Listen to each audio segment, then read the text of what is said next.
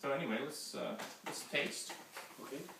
But I want to point out one thing about La Tarasque that you might have noticed, which is that the wine has a Côtes du Rhône appellation as opposed to a Côtes du Rhône village or one of the single appellations, and that's because all of these producers are in different parts of the southern Rhône, and so in order to get the best blend of all of these different components, we had to go outside of any single appellation. I was going to go through these sheets first, wasn't I? Yeah. Charles, can you control the sheet on your screen for everyone? Charles? We've lost him. Oh, there you go. Charles, are you there? Yes, I have the first sheet up right now. It's the cell sheet that is labeled Introducing La Tarasque. Okay, very good. So the first sheet goes through some of the technical aspects of the wine, release date, alcohol, varietal. You can see, talks a little bit about the vineyards. Most of the vineyards are located in the region of Vaqueras.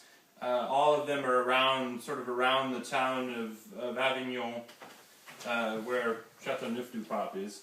And one of the vineyards is almost in the Châteauneuf-du-Pape appellation, just below it. So it's a very prestigious area.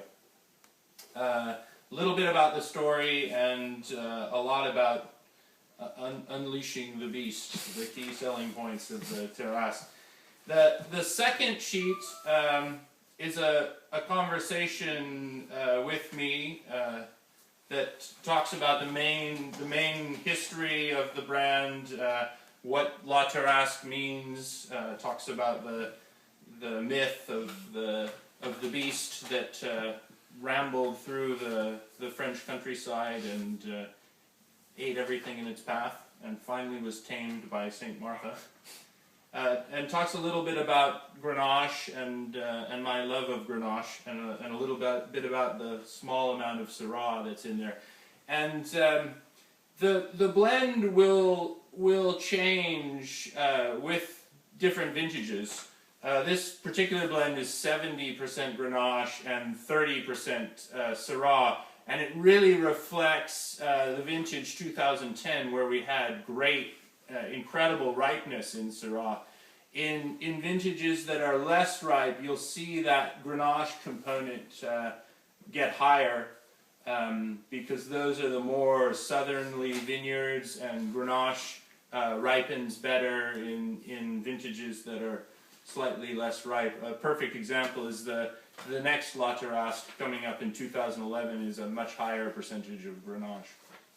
So anyway, peruse those sheets at your leisure, and that provides a lot of the background for the brand.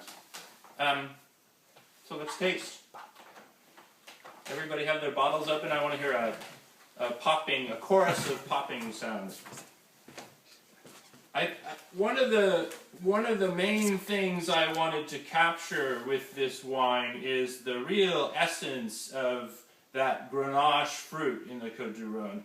And there's only a tiny amount of wood aging that we do with this wine, and it's mainly to soften out the hard edge of the Syrah, and it's also to amplify the Grenache fruit. So we try to do as little wood aging as possible to keep the real true essence of this wine.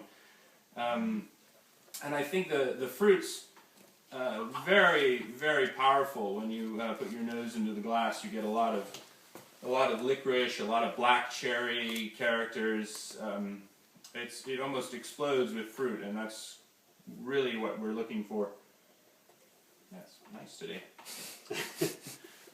I decanted mine for about an hour before we start, and I really recommend that you do that. And for fun, if you guys want to, leave the wine open for several days, and you'll see it evolve over time. It's not it's not a simple wine. It's a very complex wine, and it goes through many iterations over time. It's worth looking at. I'm really getting the almost a pomegranate character today. There's real fresh fruit, not pruny characters, not overripe characters, and I'm glad we started in the 2010 vintage. It's a fabulous vintage, probably one of the best vintages in the Rhone for the last 20 years.